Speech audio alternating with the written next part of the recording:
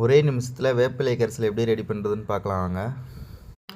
Hi friends, welcome to the GK green world. நம்ம சேனலில் நம்ம செடிகளை பாதுகாக்க இயற்கை முறையில் எப்படி பூச்சிக்கொல்லி மருந்து ரெடி பண்ணுறதுன்னு பார்க்கலாம். வீடியோவில் ஃபஸ்ட்டு பார்த்த மாதிரி ஒரு எம்டி கேனில் ஒரு 3/4 அளவுக்கு தண்ணி எடுத்துக்கோங்க.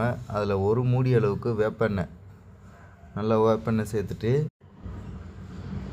அதே மூடியில் ஒரு அரை மூடிக்கு ஷாம்பு சேர்த்துக்கோங்க. அது எதுக்காகன்னு சொல்கிறேன். இந்த ஷாம்பு போட்டு அந்த எண்ணெயோடு சேர்த்து குலுக்குனா தான் அந்த எண்ணெய் நல்லா பிரிஞ்சு தண்ணியோடு கலக்கும். வெறும் எண்ணெய் நம்ம தண்ணியில் போட்டு கலந்தோம்னா கலக்காது. அது செடியில் அப்படியே அடிக்கும்போது வாடி போக வாய்ப்பு இருக்குது.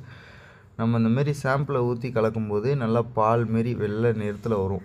அப்படி வந்துருச்சுன்னா அது கரெக்டான கன்சிஸ்டன்சியில் இருக்குதுன்னு அர்த்தம். நம்ம தேவைக்கேற்ற மாதிரி வேப்பெண்ணெயை கலந்துக்கலாம், அதிகமாக கலந்துடாதீங்க. அவ்வளோதாங்க, வேப்பிலை கரைசல் ரெடி. நம்ம ஒரு ஸ்ப்ரே பாட்டில் ஊற்றி எல்லா செடிக்கும் ஸ்ப்ரே பண்ணிடலாம். வீடியோ பிடிச்சிருந்தா, இன்ஃபர்மேஷனாக இருந்தால் வீடியோக்கு ஒரு லைக் பண்ணிடுங்க. பாய்.